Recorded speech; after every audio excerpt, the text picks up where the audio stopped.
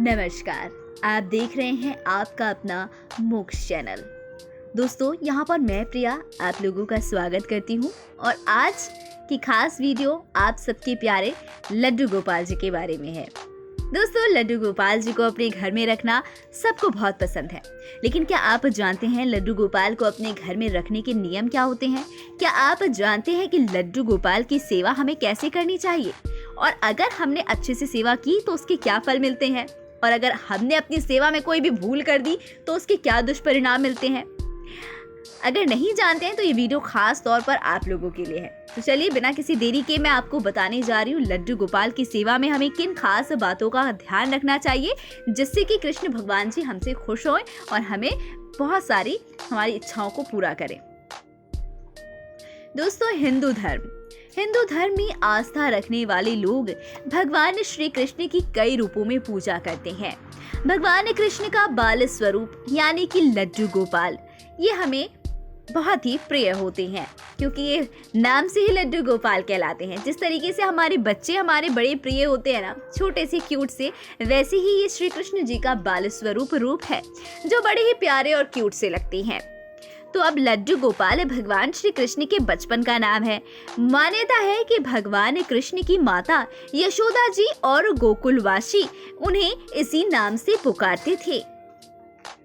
दोस्तों, अब बात की जाए लड्डू गोपाल की सेवा की, तो अगर आपने भी अपने घर पर भगवान कृष्ण के बाल स्वरूप को स्थापित किया है तो उनकी सेवा करने के लिए कुछ विशेष नियमों का पालन भी करना चाहिए, जिसके बारे में हम आपको वीडियो में बताने जा रही हैं। दोस्तों, तो लड्डू गोपाल की सेवा के जो नियम है आज हम आपको बता रहे हैं। लड्डू गोपाल को आपको रोजाना सुबह स्नान कराना चाहिए। बता दें कि लड्डू गोपाल को मौसम के अनुसार गर्म या ठंडे पानी से स्नान कराना चाहिए, ठीक उसी तरीके से जिस तरीके से आप अपने छोटे बच्चे को या खुद के लिए करते हैं। सुबह उठना, स्नान करना, अगर ठंडी है तो ठंडे पानी से नहीं बल्कि गर्म पानी से उन्हें स्नान कराना, ठीक उसी तरीके से उनके साज श्रृंगार भी किए जाते हैं। जिस तरीके से ठंड में हम स्वेटर पहनते हैं उसी तरीके से आपको अपने छोटे से लड्डू गोपाल को भी स्वेटर पहनाने की रीत है।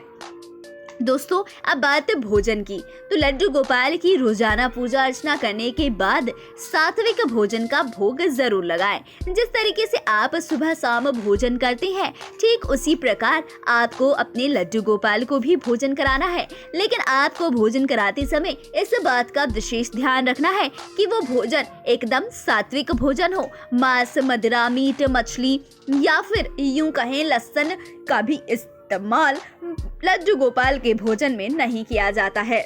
दोस्तों, और इससे भी बड़ी बात, अगर आप घर पर अपने छोटे बच्चे को लोरी जिस तरीके से सुनाते हैं उसी तरीके से अगर आपके घर में लड्डू गोपाल है तो जिस तरीके से आप घर पर अपने छोटे से बच्चे को लोरी सुनाते हैं ठीक उसी तरह से आपको अपने लड्डू गोपाल को भी लोरी सुनाना है। यह नियम है लड्डू गोपाल को अपने घर में रखने की। साथ ही साथ अब बात की जाए लड्डू गोपाल की स्थापना की, तो यदि आप अपने घर पर लड्डू गोपाल को स्थापित करने के बाद वे परिवार के सदस्य की तरह हो जाते हैं और अगर आप उन्हें स्थापित कर रहे हैं तो उसे अपने परिवार का सदस्य ही समझे और ऐसे में आप उन्हें प्यार से कोई और भी नाम दे सकते हैं अपने प्यारे से लड्डू गोपाल जी को। दोस्तों, और अब बात की जाए जन्माष्टमी के दिन की, क्योंकि यह तो कृष्ण जी के जन्म की का ही उत्सव है और ऐसे में जन्माष्टमी के दिन लड्डू गोपाल का जन्मदिन बड़े ही धूमधाम से मनाना चाहिए। इसके अलावा विशेष पर्व त्योहारों पर भी लड्डू गोपाल की पूजा पाठ करें और उन्हें नए नए वस्त्र पहनाएं। ठीक उसी तरीके से जिस तरीके से आप अपने बच्चे का जन्मदिन मनाते हैं उसी तरीके से आपको बड़े ही धूमधाम से लड्डू गोपाल जी के भी जन्मदिन को मनाना चाहिए। और अन्य दिनों भी जैसे अन्य त्योहारों पर आप अपने बच्चों के लिए नए कपड़े खरीदते हैं, उनकी भी पूजा पाठ करते हैं, ठीक उसी तरीके से आपको भी लड्डू गोपाल के साथ करना है।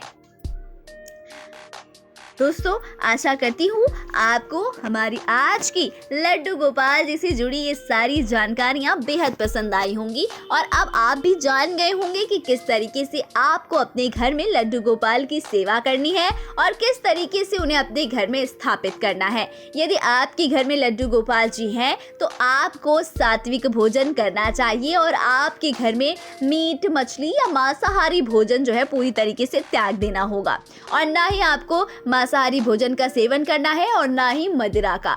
आशा करती हूँ आपको हमारी ये जानकारी पसंद आई होगी।